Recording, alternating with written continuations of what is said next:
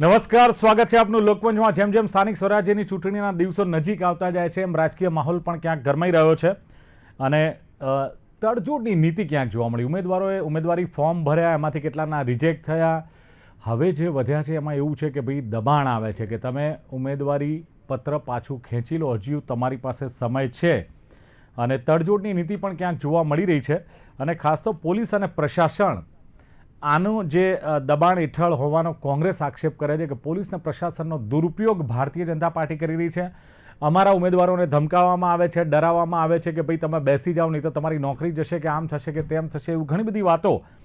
અને ભારતીય જનતા પાર્ટી દ્વારા એક બીજી વાત એ પણ છે કે જે ઉમેદવારોની નારાજગી છે એને લઈને ડેમેજ કંટ્રોલની પરિસ્થિતિ પણ ઊભી થઈ છે, પણ એ કાર્યવાહી પણ ભારતીય જનતા પાર્ટી કરી રહ્યું છે।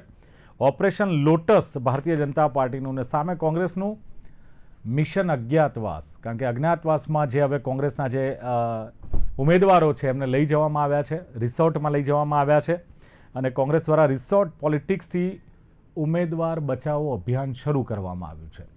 અને કોંગ્રેસે ભારતીય જનતા પાર્ટીએ કહ્યું કે શું કામ રિસોર્ટ પોલિટિક્સ કરવાની જરૂર, તમને તમારા ઉમેદવાર પર ભરોસો નથી, ભારતીય જનતા પાર્ટીનું કહેવું છે, એટલે એમને રિસોર્ટમાં લઈ જાઓ છો। ત્યારે ભારતીય જનતા પાર્ટીએ એમ પણ કહ્યું છે કે વિપક્ષ હાર ભાળી ગયો છે અને ખોટા બહાના કાઢે છે અને સાથે જ ચૂંટણીમાં તડજોડ અને રિસોર્ટ પોલિટિક્સ સાથે હવે પ્રચાર પ્રસાર જોવા મળી રહ્યો છે અને શામદાન દંડ ભેદ અપનાવવામાં આવે છે, નીતિમત્તા નેવે મુકાઈ છે, આવી ચર્ચાઓ પણ ક્યાંક થઈ રહી છે। અને ફોર્મ ખેંચવાની રમત, સ્વૈચ્છિક પીછેહટ કે પછી પડદા પાછળની ધમકીઓ, આ બધા સવાલો પણ ઉઠી રહ્યા છે અને વિપક્ષી ઉમેદવારોને તોડવાનો જે આક્ષેપ છે, ધમકાવવાનો આક્ષેપ છે, એમાં કેટલું તથ્ય છે એ પણ એક સવાલ ઉઠી રહ્યો છે। અને વિપક્ષનો આક્ષેપ છે કે સત્તાધારી પક્ષ તંત્રનો દુરુપયોગ કરીને અમારા ઉમેદવારોને ડરાવે છે અને સામૂહિક રાજીનામા જે પડી રહ્યા છે, બંને પાર્ટીઓમાં ક્યાંક આ રાજીનામા પડી રહ્યા છે, એના માટે પક્ષ પલટા માટે દબાણ ક્યાંક જવાબદાર છે કે શું? અને કાર્યકરો પર હુમલા અને ધમકી જે મળી રહી છે, તો સવાલ એ થાય છે કે હવે શું ચૂંટણી મેદાનને બદલે મસલ પાવરથી લડાશે કે કેમ? ચર્ચા કરવી છે ચૂંટણીના ગણિતથી, સત્તા, સંપત્તિ અને સોદાબાજી વચ્ચે આ ચૂંટણી જ્યારે યોજાવા જઈ રહી છે ત્યારે આ ચર્ચા કરવા માટે મારી સાથે ઉપસ્થિત છે જાણીતા રાજકીય વિશ્લેષક પ્રશાંત ગઢવી ઉપસ્થિત છે। પ્રશાંતજી, સ્વાગત છે આપનું લોકમંચમાં। સાથે જ પ્રદેશ ભારતીય જનતા પાર્ટીના સહપ્રવક્તા મંજી આહિર છે। મંજીભાઈ, આપનું સ્વાગત। નમસ્તે, ધન્યવાદ। કોંગ્રેસના યુવા પ્રવક્તા અભિષેક શુક્લા મારી સાથે છે। અભિષેકજી, આપનું પણ સ્વાગત છે। મંજીભાઈ, શરૂઆત આપનાથી કરીશું કે જે પ્રમાણે પાર્ટી વિથ ડિફરન્ટ, શિસ્તબદ્ધ પાર્ટી કહીએ છીએ આપણે, અને ખાસ ટિકિટ માટે તમારા જ નેતાઓ આમને સામને આવી જાય છે અને હવે તો એવું જોવા મળ્યું છે કે નારાજ હોય તો કોંગ્રેસમાં પણ ભળી જતા હોય છે નેતાઓ, તો કેમ આ પરિસ્થિતિનું નિર્માણ થયું છે? અને બીજું કે વિકાસ જો થયો છે તમારા રાજ્યમાં કે તમારી ડબલ ટ્રિપલ એન્જિન સરકારમાં, તો પછી ફોર્મ પાછા ખેંચવાની ફરજ કેમ પડાય છે? શું લાગે છે? ભારતીય જનતા પાર્ટીમાં જે તમે વાત કરી કે પડાપડી કે સ્થાન, ભારતીય જનતા પાર્ટીમાં આવું કશું નથી। પાર્ટીની અંદર એક યોગ્ય ફોરમના આધારે પ્રદેશે નિરીક્ષકો મૂકી અને આખી આ ઉમેદવારોની પ્રક્રિયા કરી। અમારું ભારતીય જનતા પાર્ટીની ચૂંટણી સમિતિએ આના ખૂબ અભ્યાસ કર્યા પછી ઉમેદવારોની ઘોષણા કરી છે। કયા આધારે પસંદગી થાય છે મંજીભાઈ? ભારતીય જનતા પાર્ટી ઘણા બધા માપદંડો નક્કી કરે છે। તમારે ગાંધીધામ મહાનગરપાલિકાની અંદર આજ દિવસ સુધી ઇતિહાસની અંદર કોઈ દેવી પૂજક દીકરીને કોઈ રાજકીય પક્ષે ટિકિટ નથી આપી। ગ્રેજ્યુએટ દીકરી છે અને દેવી પૂજકને ગાંધીધામ જેવા મોટા મહાનગરની અંદર ટિકિટ આપી છે। એટલે એક સામાન્ય પરિવાર કે જે ગાંધીધામમાં ક્યારે સ્વપ્ન ન જોઈ શકે કે દેવી પૂજકને કોઈ ટિકિટ આપે, એટલે આવા લોકોને ભારતીય જનતા પાર્ટી, જેવી રીતે અમારા વડાપ્રધાન આદરણીય નરેન્દ્રભાઈ મોદીએ કહ્યું છે કે આવનારા સમયમાં 1 લાખ નવા યુવાનોને રાજનીતિમાં જોડવા છે, એનું ઉત્તમ ઉદાહરણ આ ગાંધીધામમાંથી છે। એટલે આના ખૂબ સરસ ઉમેદવારો નક્કી કરવાનો મંજીભાઈ ક્રાઇટેરિયા શું છે તમારો?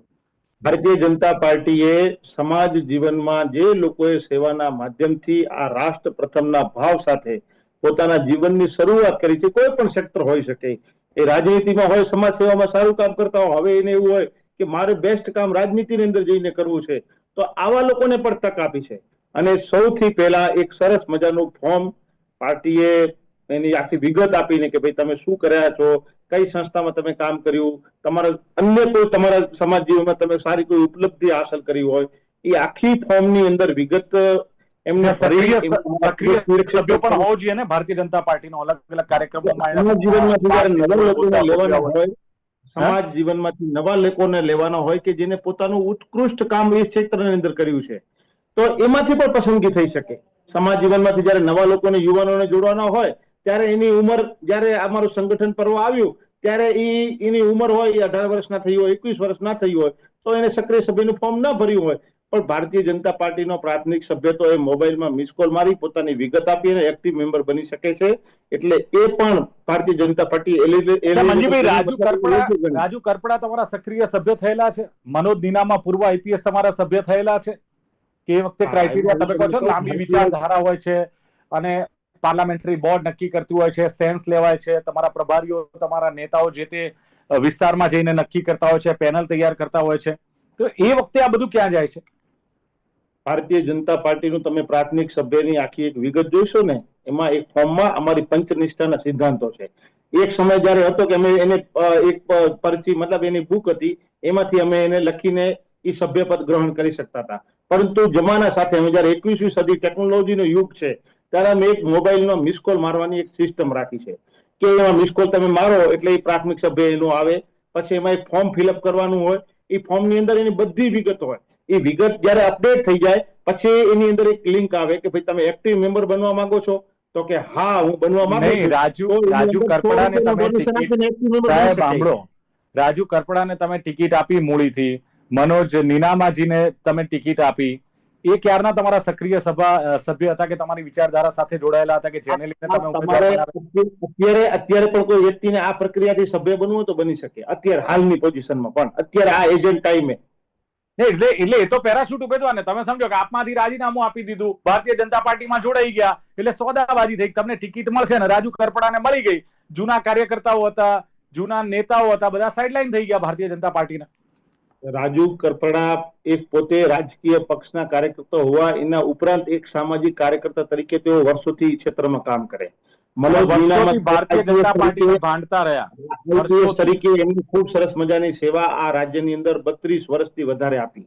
એમને વર્ષોથી ભારતીય જનતા પાર્ટીને ભાંડતા રહ્યા, તમારી સામે બોલતા રહ્યા, તમારા જે કોઈ પોલ હતા એ ખોલતા રહ્યા, છતાં પણ કેસરીઓ થઈ ગયો, ટિકિટ આપી દીધી. આ આપણો માપદંડ, આ આપણો આત્મવિશ્વાસ. આપણી વિચારધારા જયારે કોઈ માણસ બદલે, એને પોતાને જ્ઞાત થાય ઓછીતાનું કે ભાઈ હું આજે કોઈ પ્રક્રિયામાં હતો, હવે મારે સારી પ્રક્રિયામાં જવું છે, તો એ જોડાઈ શકે. હવે જે તે સમય એમને એ યોગ્ય લાગ્યું, હવે સમય પ્રમાણે એમ લાગ્યું કે ભાઈ હું વધારે સેવા સારા ક્ષેત્રમાં ભારતીય જનતા પાર્ટીના માધ્યમથી કરી શકું છું, તો એને ભારતીય જનતા પાર્ટી પસંદ કરી. સરસ. ચલો, કોંગ્રેસના પ્રવક્તા મારી સાથે છે, એટલે અભિષેકભાઈ, એક સવાલ એ થાય છે કે માની લો કે ધમકીના આક્ષેપ થઈ રહ્યા છે કોંગ્રેસ પાર્ટી દ્વારા કે ભારતીય જનતા પાર્ટી સત્તાનો દુરુપયોગ કરી રહી છે, ધમકીઓ આપી રહી છે. કોઈ આધાર પુરાવા ખરા કે પછી માત્ર આક્ષેપ કરીને સત્તાધારી પક્ષને બદનામ કરવાનું, કે કોઈ આધાર પુરાવા સાથે તમે આ વાત કરી રહ્યા છો? જે રિસોર્ટ પોલિટિક્સ છે તમે રમી રહ્યા છો અને આક્ષેપ ભારતીય જનતા પાર્ટી પર કરી રહ્યા છો. દિલીપભાઈ, ગઈકાલના ઘણા બધા કિસ્સાઓ આપણી સામે પણ આવ્યા છે, આજના પણ ઘણા બધા કિસ્સાઓ. અત્યારે હું જસ્ટ પ્રદેશ કોંગ્રેસ સમિતિથી હું નીકળતો હતો ત્યારે જ એક ચાંદોડિયા વિસ્તારના ઉમેદવારોના સગા અને એક ઉમેદવાર પણ આવ્યા હતા અને એમણે એવું કીધું કે જે ચાંદોડિયા વિસ્તારમાં બેન છે એમના ઘરવાળાને, એટલે એમના હસબન્ડ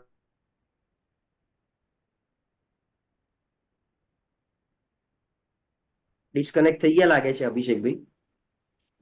લાગે છે એમના નેટવર્કમાં પ્રોબ્લેમ છે. એટલે પ્રશાંતભાઈ, એક સવાલ એ થાય છે કે ચલો આપણે આ પોલિટિક્સની વાત કરીએ તો ફોર્મ ટેકનિકલ કારણોસર રદ થવા, ક્યાંક છેલ્લી ઘડીએ પાછા ખેંચી લેવા, શું લાગે છે આ બધો સંયોગ હોય છે કે પૂર્વ નિયોજિત રણનીતિ કે કાવતરું? ઘણીવાર આ માત્ર ને માત્ર ઉમેદવારની ઈચ્છા આધારિત હોય આ બધું. જો કોઈ ઉમેદવાર મનથી નક્કી કરે કે આકાશ પાતાળ એક થાય, મારું ફોર્મમાં કચાશ ના રહેવી જોઈએ અને મારે લડવાનું જ છે, તો ચોક્કસ પછી એ પાછો ન પડે. અને આ ઉમેદવાર જાહેર જીવનનો માણસ હોય એટલે હું સ્પષ્ટ માનું છું. અભિષેકભાઈને આપણે સમય પૂરો કરવો છે કે પછી નહીં, આપ આપની વાત મૂકો, પછી હું અભિષેકભાઈ જોડે આપ આપની વાત પૂરી કરી લો. મૂળ વાત મારે એ કરવી હતી દિલીપભાઈ કે અત્યારે એવા બોર્ડ વાંચ્યા હતા કે અમારા કોર્પોરેટર ખોવાયા છે, પછી કોઈ પણ હોય પણ મારા ઉમેદવાર ખોવાઈ ગયા છે. મને લાગે છે સ્થાનિક સ્વરાજની ચૂંટણીમાં ઇતિહાસમાં મારા ઇતિહાસમાં અને વિશ્લેષક બન્યા પછી પહેલી વાર કે આટલી હદે નીચે ઉતરવું પડે. તો બંને રાજકીય પાર્ટીઓને આપણે સીધા સવાલ જ હોય આમાં કોઈ એકબીજાને આપણે છોડવાના જ ન હોય. કારણ કે પહેલો સવાલ આપણે જો કોંગ્રેસને પૂછીએ તો તમારા જ ઉમેદવારને તમારે કેમ આવી રીતે સાચવવા પડે છે? જો ધાક ધમકી બીજું બળ ત્રીજું બળ વપરાતું હોય તો આજ સુધી એક ફરિયાદ FIR સ્વરૂપે ચૂંટણી પંચને કે DGPને પોલીસ પ્રોટેક્શન તમે કેમ નથી માંગ્યું? બીજું તમને જેનો ફોન આવ્યો હોય કે ભાઈ મંજીભાઈનો ફોન અભિષેકભાઈ ઉપર આવ્યો છે કે ભાઈ તું ફોર્મ પાછું ખેંચ નહીતર તારી પથારી ફેરવી નાખીશું, તો આવો ફોન નામ સાથે અમને બતાવી દો. આજ સુધી ક્યારે આવું બધું બહાર આવ્યું નથી. ત્રીજી વાત કે તમારે ઉમેદવારોને રિસોર્ટમાં મૂક્યા એના કરતા ભારતીય જનતા પાર્ટીએ ઉમેદવાર જાહેર નહોતા કર્યા પણ મધ્યસ્થ કાર્યાલય ખોલી નાખ્યા હતા. તો તમારે ઉમેદવારોને છડે ચોક લોકોની વચ્ચે એમના મૂકી દેવાતા કે ભાઈ આ અમારા ઉમેદવાર છે, પ્રચાર ચાલુ કરી દીધો છે, ફોર્મ પેરેલલ ભરાતા રહેશે પણ બધાની વચ્ચે, અથવા તો ફોર્મ ભરાયા પછી એમને કોંગ્રેસ કાર્યાલયમાં બેહાડી દેવાતા બધી જગ્યાએ કે આ અમારા ચાર ઉમેદવારો, અમદાવાદ હોય તો 192 આ રહ્યા, બરોડા હોય તો 76 આ રહ્યા, સુરત હોય તો 120 આ રહ્યા. તો જનતા પોતે જોઈ શકત કે ભાઈ ઉમેદવારો છે અને ત્યાં દૂધનું દૂધ પાણીનું પાણી થઈ જાય. એ જ રીતે ભારતીય જનતા પાર્ટી કે તમે વિશ્વની સૌથી મોટી પાર્ટી છો, તમારી પાસે તો વિકાસનો વટવૃક્ષ છે, નરેન્દ્ર મોદીનું નેતૃત્વ છે, તમારે તો એમના મેં તમે એવું આમ કહો છો કે કોંગ્રેસના સુપડા સાફ થઈ ગયા ને તો તમારે શું કામ ભાઈ ધાક ધમકીને દબાણ આપવી પડે છે? તો બેઉ પક્ષે જે રીતે આક્ષેપ થઈ રહ્યા છે. ત્રીજી એક વાત હું કાયમ કહું છું કે જેમ દિલ્હીનો માર્ગ વાયા યુપી ઓપન થાય છે એમ આ જીવનમાં આ અત્યારની રાજનીતિમાં સત્તા પદ અને પૈસા કમાવાનો માર્ગ ભારતીય જનતા પાર્ટી થકી ઓપન થાય છે. અને એટલા માટે જ કોંગ્રેસમાં ટિકિટની પડાપડી હોય છે. જેમ ભાજપમાં ખાલી ટિકિટ લઈ આવો એટલે જીતી જઈશું, એમ કોંગ્રેસમાં પણ ખાલી ટિકિટ લઈ આવો ભાજપ વાળા આવીને આપણી જોડે બેસી જ જવાના છે. એટલે ગમે નહીતર કોંગ્રેસમાં તમે જે સીટ ઉપર જીતી શકવાના નથી. ઘણી સીટો એવી છે, ક્યાંક એવી સીટો એવી છે આઝાદી પછી જ્યાં ભાજપ જીત્યું જ નહોતું અત્યાર સુધી. 2022માં ઘણી જગ્યાએ ભાજપ પહેલી વાર જીત્યું છે. એમ કોંગ્રેસ ઘણી સીટો એવી છે કે જીતી જ નથી શકતું. તો એવી સીટ ઉપર બી 50-50 દાવેદારો કેમ આવ્યા છે? કાં તો ચૂંટણી ફંડનો ઉપયોગ કરવો છે અને કાં પછી આ રીતે ભારતીય જનતા પાર્ટી સાથે મેળાપીપણું કરવું છે. આ આપણે છેલ્લા 5-7 વર્ષમાં બહુ જ સારી રીતે જોયું છે. અને અને બીજું કે ભાજપ અત્યારે આ કરે છે, હું એ પણ કાયમ કહું છું કે ભાજપ નવું કંઈક કરતી જ નથી. જે ઇન્દિરા ગાંધી એમને શીખવાડ્યું છે એ જ એ કરી રહ્યા છે. તો આમાં આપણે શું, એટલે આ બધામાં જનતા ક્યાં છે? આજથી ચૂંટણીને હવે ગણીને 20 દિવસ બી બાકી નથી. આજે આપણે 14 તારીખે બેઠા છીએ, 26 તારીખ 12 દિવસ બાકી છે. જનતાના સળગતા પ્રશ્નો તમે કેવી રીતે નિરાકરણ આપશો એની આજથી તમારે ચર્ચા કરવાની હોય. ફોર્મ 2 નંબરની વાત છે, ભરાયું પાછું ખેંચવું, ફોર્મ મંજૂર થઈ જવું અને તમે પ્રચારમાં લાગી જાઓ. પણ તમે જો સાચા અર્થમાં જનપ્રતિનિધિ છો તો આજે તમે ફોર્મની ચિંતા કર્યા વગર પણ જનતાની વચ્ચે હોવા જોઈએ કે ભાઈ તમારા વિસ્તારમાં મને ખબર છે કે આટલી સમસ્યા છે, પાણીની છે, નળની છે, ગટરની છે, રસ્તાની છે, ટ્રાફિકની છે, ક્યાંક બીજો બધો છે, દબાણનો પ્રશ્ન છે, ક્યાંક તમારે ત્યાં સ્પોર્ટ્સ કોમ્પ્લેક્સનો પ્રશ્ન છે. તો એ પ્રશ્ન લઈને જ તમારે ચર્ચા કરવાની હોય. અને તમે આવી રીતે જો રિસોર્ટમાં જઈને બેસી જશો તો, અને બીજું જો ભૂલથી તમે જીતી ગયા તો એમના મેં તમે આગળ જતા રાજીનામું નહીં આપો એની શું ખાતરી? અને ભાજપના ખોળામાં નહીં બેસો એની શું ખાતરી? અને સૌથી મોટું કે લોકસભા જેવી ચૂંટણી આખા દેશની પોલિસી જ્યાં બને છે એનો સુરતનો તમારો ઉમેદવાર નિલેશ કુંભાણી પણ આ જ રીતે ફોર્મ પાછું ખેંચી નાખે અથવા એનું ફોર્મ રદ કરાવે. એટલે તમે જે કીધું ને ફોર્મ રદ કરવું એ શું છે? આ સંયોગ છે, પ્રયોગ છે? સંયોગ પ્રયોગ નહીં, ઉમેદવારની અંદરની ઈચ્છા બોલતી હોય છે. લડવું છે કેમ? કેટલાય કોંગ્રેસી આટલી ખરાબ પરિસ્થિતિમાં પણ કોંગ્રેસના 17 ધારાસભ્યો આવ્યા, અત્યારે 11 છે તો પણ વિધાનસભામાં ગુંજી રહ્યો છે અવાજ. તો એમ તમારા ઉમેદવારની જો ઈચ્છા મજબૂત હોય તો કોઈની તાકાત નથી અને બીજી કોઈ રીતે પાછળ કરી શકે. અને ભારતીય જનતા પાર્ટી ભલે સત્તા સ્થાને બેઠી છે પણ આ લોકશાહીની સત્તામાં બેઠું છે એટલે એ પણ તમારું કંઈ નહીં બગાડી શકે. અભિષેકભાઈ, એટલે સવાલ મારો એ હતો કે તમે ધાક ધમકીના આક્ષેપો કરો છો, આધાર પુરાવા તમારે જાહેર કરવા જોઈએ. પ્રશાંતભાઈએ કહ્યું એમ કે તમે પોલીસ ફરિયાદ કરો, ચૂંટણી પંચ સમક્ષ જાઓ, તમે કાયદાનો સહારો લો. માત્ર આક્ષેપથી રાજનીતિ નહીં ચાલે. અભિષેકભાઈ અનમ્યુટ કરજો, અવાજ નથી આવતો. અનમ્યુટ તો છે જ, એમનો અવાજ બોલો તો. નહીં, નથી આવતો.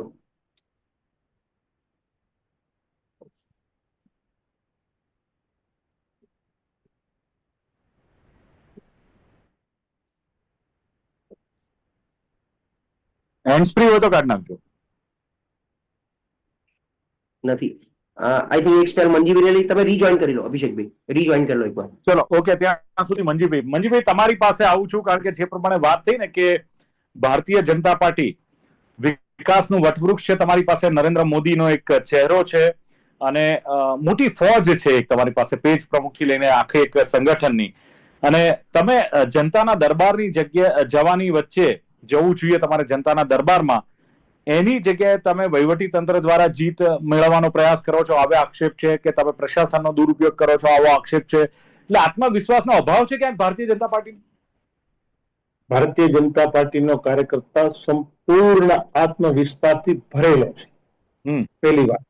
બીજી વાત, ફોર્મની જયારે પ્રક્રિયા થાય, આખું એક ફોર્મેટ રાજ્યની ચૂંટણી આયોગે મૂક્યું છે. તમારે એમાં પૂરા ડોક્યુમેન્ટ, કોઈની તાકાત નથી કે તમારું એ ફોર્મ રદ કરી શકે. તમે ગુનેગાર હો, તમે છુપાવ્યું હોય, તમારે જે પ્રક્રિયા કરવી પડે એ તમે પ્રક્રિયા કરી ના હોય, અને પછી તમે એમ કહો કે ભાઈ અમારું ફોર્મ રદ થઈ ગયું.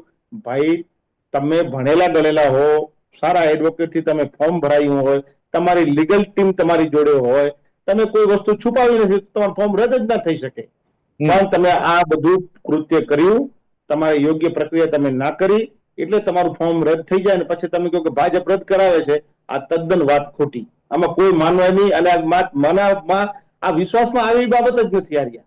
અચ્છા, પણ વિશ્વાસમાં એટલે આવે છે મંજીભાઈ કે પોલીસ કે અન્ય સરકારી વિભાગોનો દ્વારા જે દુરુપયોગ કરવામાં આવે છે, ઉમેદવારોના પરિવાર પર દબાણ કરવામાં આવે છે, સત્તાનો દુરુપયોગ કરી એક ભયનું વાતાવરણ ફેલાવવામાં આવે છે, આવો ચોખ્ખો આક્ષેપ કોંગ્રેસનો છે સાહેબ. બીજું, તમે પુરાવા માંગો છો? કોંગ્રેસને આક્ષેપ કરવાનો તો એને છૂટ છે, ગમે આક્ષેપ કરી શકે, પરંતુ અત્યારે ગુજરાતના મોસ્ટ ઓફલી જે સારા નીચેના પીઆઈ કે પીએસઆઈ કે ડીવાયએસપી કે એસપી કક્ષાના અધિકારીઓ છે ને, એ બહુ સામાન્ય પરિવારમાંથી આવ્યા છે. એના મા બાપે પોતાના ક્ષેત્રોમાં તપ કરી, મજૂરી કરી, રિક્ષા ચલાવી, અને એમાંથી એને ભણાવી ગણાવી, અને એને આઈપીએસ કે ડીવાયએસપી કે પીઆઈ કે પીએસઆઈ બનાવ્યા હોય. એટલે એ કોઈ એવા સારા પરિવારમાંથી છે, શિક્ષિત માણસો છે. આવા કોઈ સામેથી મંજીભાઈ, તમારી આ વાત કોણ માનશે? તમે કહો છો દબાણમાં નથી, મોટા મોટા અધિકારીઓને આખી સરકારી એજન્સીઓ પ્રભાવમાં હોય છે, ભાજપ હોય કે કોંગ્રેસ હોય, સત્તા પક્ષના પ્રભાવમાં ચોક્કસ હોય છે. વિસનગરનો વિડીયો વાયરલ થયો છે, તમને ખબર હશે કે જે કોંગ્રેસના ઉમેદવાર છે ધવલ પરમાર, વોર્ડ નંબર 8, ત્યાં સુધી હું કહું, એમને ફોર્મ પરત ખેંચવા માટે જે એસકે કોલેજના કર્મચારીઓ ગયા હતા, અને એમણે કહ્યું હતું કે ભાઈ તમારી મમ્મી જે કચરા પોતા કરે છે 5-7 હજારમાં, એની નોકરી જતી રહેશે. વિડીયો વાયરલ થયો છે, આ પુરાવો. જો પહેલી વાત સાંભળો, એમને જયારે પણ ફોર્મની પ્રક્રિયા કરાવી હોય ને, ત્યારે એને ઘણા, મેં મારા કચ્છની અંદર કે ગુજરાતને મેં ઘણા બધી જગ્યાએ જોયા, આ લોકોનો ઉમેદવાર મળતા નહોતા, એને ખોટા આંબા આંબલી બતાવ્યા, ખોટા રસા જલાવ્યા, અને પછી લઈ અને ફોર્મ એને ભરાવી દીધા. પછી એને વાસ્તવિકતા ખબર પડી ત્યારે આવો બનાવ કોઈ બન્યો હોય, પરંતુ ભારતીય જનતા પાર્ટી આવી નિમ્ન કક્ષાએ ક્યારે જાય નહીં. ખોટા, આ તદ્દન આક્ષેપ ખોટા. એટલે આવું બધું કઈ છે જ નહીં. ગુજરાતની અંદર પારદર્શી રાજ્ય ચૂંટણી પંચ દ્વારા આખી પ્રક્રિયા એ પારદર્શી રીતે થઈ રહી છે. હજારો ફોર્મો ભરાયા છે, એને એમાં એક બે એની ટકાવારી તમે કાઢો. આજે એ લોકો ખોટા આક્ષેપ લગાવે છે, જેટલા અત્યારે ફોર્મ સબમિટ થયા, ચકાસણી થઈ ગઈ, માન્ય રહ્યા ફોર્મ, એને પ્રતિક ફાળવાઈ ગયા, અને આવા જે અત્યારે મેટર છે એને ટકાવારી કાઢો, 0.01% નહીં હોય ટકાવારી. બિલકુલ. તો આ કેટલી મોટી પારદર્શી. જી અભિષેકભાઈ બોલો. દિલીપભાઈ, આ જે આક્ષેપની બાબત છે, પ્રશાંતભાઈનો જ એક સવાલ હતો કે ફરિયાદ કરવી જોઈએ, કેમ નથી કરતા અત્યાર સુધી. તો આજની જ હું ઘટનાની વાત કરું છું કે આજે જ અમારા પ્રમુખ શ્રી અમિતભાઈ ચાવડા અને શીર્ષ નેતૃત્વમાં જે અમીબેન યાજ્ઞિક છે કે જગદીશભાઈ ઠાકોર છે, સીડબ્લ્યુસી કમિટીના અધ્યક્ષ, એટલે એ બધા જ આજે ચૂંટણી કમિશનમાં ગાંધીનગર જઈને એમને પરિપત્ર, આવેદનપત્રને આપીને આવ્યા છે. અને આવેદનપત્રની અંદર, હું આવેદનપત્ર મારી પાસે છે અને હું આપને વાંચીને પણ, એટલે જે મેઇન મુદ્દા છે એ વાંચીને પણ આપણે બતાવું છું કે ઘણી બધી જગ્યાઓ પર એ લોકોએ જે પાટણમાં દબાણ કરવામાં આવ્યું હતું, તો પાટણમાં પણ બળદેવજી ઠાકોરે સાથે જ પોલીસ સ્ટેશનના પીઆઈ શ્રી મુછાળા સાહેબ અને એલસીબી પીઆઈ ડીબી વાળા સાહેબ, આ બંનેની ઉપર આક્ષેપ, નામજોગ આક્ષેપ અને ફરિયાદ પણ કરી છે. સિવાય ઘણી બધી અમદાવાદ શહેરની પણ બાબત છે, સુરત મહાનગરપાલિકાની બાબત છે, રાજકોટની છે, વેરાવળ પાટણની છે. ઘણી જગ્યાએ તો બુલડોઝર ફેરવવાનો ડર પણ બતાવવામાં આવે છે કે ભાઈ તમારું ઘર અરે ભાઈ, ઘર તોડવા કરતા પહેલા કોઈને ઘર બનાવી તો આપો. આ સરકારે કેટલા આવાસ યોજના બનાવ્યા અને આવાસ યોજના બનાવીને પણ કેટલા લોકોને ઘર આપ્યા છે. તમે તોડતા પહેલા એમને આપવાનું તો પ્રયોજન કરો. એ તો કશું કરવું નથી. માત્ર ને માત્ર ડર અને ભયની રાજનીતિ કરવાનો કોઈ મતલબ નથી હોતો. બીજી વસ્તુ કે મારા ભાઈએ જેમ હમણાં શરૂઆતમાં કીધું કે ગાંધીધામમાં દેવી પૂજક ઉમેદવારને સૌ પ્રથમવાર ભારતીય જનતા પાર્ટીએ ઉમેદવાર તરીકે ઉતાર્યા છે. પણ ભાઈ, પૂરું પહેલા માહિતી લઈ લો. કોંગ્રેસ પાર્ટીએ કોંગ્રેસ પાર્ટીમાંથી 2 ઉમેદવારોને આપ્યા છે, વોર્ડ નંબર 1, 2 અને વોર્ડ નંબર 7. જ્યાં ઉમેદવારનું નામ જોઈતા હોય તો ઉમેદવારના નામ જોગ આપને કહું કે એ ઉમેદવાર દેવી પૂજક સમાજમાંથી આવે છે. માત્ર ને માત્ર જ્ઞાતિ જાતિ તોડજોડ અને ભયની રાજનીતિ કરવા કરતા જે હકીકતની રાજનીતિ છે, જે કે પ્રજાના પ્રશ્નો છે, એ પ્રજાના પ્રશ્નો બાબત ઉપર મુદ્દા પર આપણે જો તમે ચૂંટણી લડશો તો તમને કશો જ વાંધો નથી આવવાનો. પરંતુ ભારતીય જનતા પાર્ટી ક્યાંક ને ક્યાંક ડરી ગઈ હોય તેવું દેખાઈ રહ્યું છે. બીજી વસ્તુ, તમારે શા માટે ઉમેદવાર કોંગ્રેસ હોય કે અપક્ષ હોય કે વિપક્ષ હોય, શા માટે તમારે કોઈના ઉમેદવારોને ડરાવવા ધમકાવવા પડે છે, અથવા તો પોલીસને અથવા તો ત્રીજી તમારે કોઈ પણ પાંખનો ઉપયોગ કરવો પડે છે? અરે ભાઈ, તમે જો મૃદુ અને મક્કમ સરકાર છો, ટ્રિપલ એન્જિનની સરકાર છો, બહુ સારી રીતે તમે ચૂંટણી આયોજન કરી શકો છો, તો પછી શા માટે તમે ડરી જાઓ છો? જે રીતે નિષ્પક્ષ રીતે ચૂંટણી થતી હોય તે રીતે થવા દો, પ્રજાને જનાદેશ આપવા દો. એ ભાઈ, ભારતીય જનતા પાર્ટીને આપે તો પણ સ્વીકારીએ છે, કોંગ્રેસ પાર્ટીને આપે તો પણ સ્વીકારીએ છે, અરે અપક્ષને આપે તો પણ સ્વીકારીએ છે. શા માટે તમે એ વસ્તુ થવા નથી દેતા? બીજી વસ્તુ, દિલીપભાઈ, બીજી વસ્તુ કે ઘણી બધી જગ્યાઓ પર ઉમેદવારના સગા સંબંધીઓને ડરાવવા ધમકાવવાનો, તમારી સાથે સંબંધ નહીં રહે, આવી બધી જ્ઞાતિ જાતિની સમીકરણોની બાબતોમાં પણ ધાકધમકીઓ આપવાનો પ્રયત્ન ભારતીય જનતા પાર્ટીના ઉમેદવારોના સગા સંબંધીઓ દ્વારા પણ કરવામાં આવી રહ્યું છે. ઘણી જગ્યાઓ પર એવું પણ જાણવા મળ્યું કે હું ભાઈ તને 5 લાખ રૂપિયાનું ઓફર કરું છું, 15 લાખની ઓફર કરું છું, રકમની સાથે સમાજમાં તમારો માન મોભો પણ ખરડાય તેવી પણ ભારતીય જનતા પાર્ટી અત્યારે રાજનીતિ કરી રહી છે. ચલો, જે પ્રમાણે વાત થઈ રહી છે પ્રશાંતભાઈ કે ધમકાવવામાં આવે છે અને ખાસ તો પૈસાની ઓફર 15 લાખ ને 20 લાખ રૂપિયા આપવાની વાત છે, ક્યાંક બુલડોઝર ફેરવવાની વાત છે, ક્યાંક નોકરીમાંથી કાઢી મૂકવાની વાત છે, ક્યાંક બદનામી કરવાની વાત છે. શું લાગે છે, બંને પાર્ટીઓના આક્ષેપ પ્રતિ આક્ષેપ વચ્ચે આમાં કેટલું તથ્ય આપને જણાઈ રહ્યું છે પ્રશાંતભાઈ?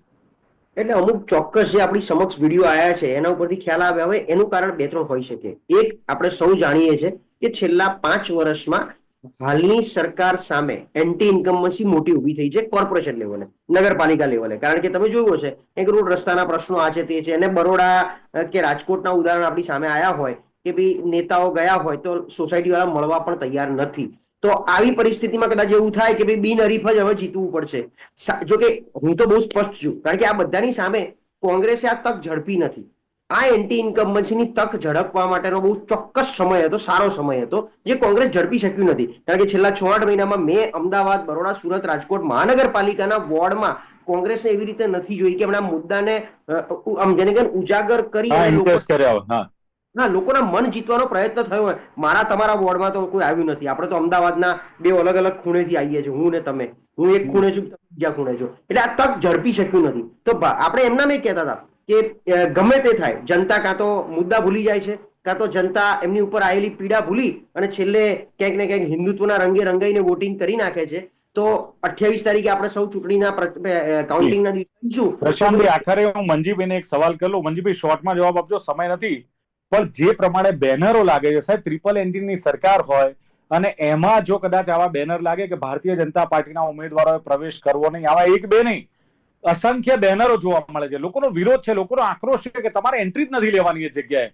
તો પછી તમે વિકાસના ગાણા ગાઓ છો, કેવી રીતે પ્રજાના મનમાં ઉતરે, દિમાગમાં ઉતરે? મંજીભાઈ, તમારો પ્રશ્નનો હું જવાબ દઉં, પણ ભાઈ જે કોંગ્રેસી મિત્ર, મારી પાસે સવાલ ના, મારા પ્રશ્નનો જવાબ આપો, કારણ કે કોંગ્રેસનો જવાબ આપો. કહી દો ભાઈ. હા, પણ મને કેમ લોકો સ્વીકારતા નથી? મને ઉદ્દેશીને એમને કહ્યો હતો, એટલે એક વાત કહી દઉં. તમે મારા સવાલથી છટકી રહ્યા છો. ના, તમારા સવાલનો જવાબ આપીશ, પણ એટલો સમય જ નથી. પછી હું સમિંગ અપ કરી દઈશ, મારી પાસે સમય નથી. ભારતીય જનતા પાર્ટી તમારા સવાલનો જવાબ આપી દઉં. પ્લીઝ. ભારતીય જનતા પાર્ટી આ દેશની અંદર વિકાસની રાજનીતિની શરૂઆત આદરણીય નરેન્દ્રભાઈ મોદી સાહેબના અરે બેનરો કેમ લાગ્યા છે એના માટે કહો. આદરણીય નરેન્દ્રભાઈ પણ ખરા, આદરણીય ભૂપેન્દ્રભાઈ પણ ખરા, આદરણીય જગદીશભાઈ પણ ખરા. હા, પણ હું તમારા સવાલનો જવાબ આપું છું, તમે 2 મિનિટ મને સાંભળો તો ખરા. શોર્ટમાં સાહેબ, શોર્ટમાં પ્લીઝ. હા, વિકાસ એ આ નિરંતર પ્રક્રિયા છે. વિકાસ ક્યારે રોકવાનો નથી. અને ઘણી બધી અપેક્ષાઓ ઘણી બધી હોય અને કદાચ થોડી ના પૂરી થઈ હોય તો થોડો અસંતોષ હોય તો એને અમે પૂરો કરી આવતા સમયમાં પૂરા કરી રાખશું. અને ખાસ એક જોજો, આ વખતે સ્થાનિક સ્વરાજ્યની ચૂંટણીમાં આજ દિવસ સુધી ગુજરાતની અંદર પરિણામ ના આવ્યું હોય. ભારતીય જનતા પાર્ટીનું એવું મોટું પરિણામ આવવાનું છે. બિલકુલ બિલકુલ, ઓકે. 1000 બૂથ જીતવાના લક્ષ્ય સાથે અમે આ ચૂંટણીની અંદર વિજય હી વિજયના મંત્ર સાથે સારો છે. આત્મવિશ્વાસ સારો છે, પણ ડર્ટી પોલિટિક્સ ના આવવું જોઈએ એ પણ ક્યાંક વિચારવું જોઈએ. મારે થઈ રહી છે. પણ એનીવે જે ચર્ચા થઈ, મંજીભાઈએ કહ્યું એમ કે નિરીક્ષકો દ્વારા ઉમેદવારોની પસંદગી થાય, બહુ લાંબી પ્રક્રિયા હોય છે. એના માટે એમણે કહ્યું તે પ્રમાણે અને સિદ્ધાંતો પ્રમાણે ઉમેદવારોની પસંદગી કરી છે. અમે કોઈને ધાક ધમકી આપતા નથી એવું સ્પષ્ટ મંજીભાઈનું માનવું છે.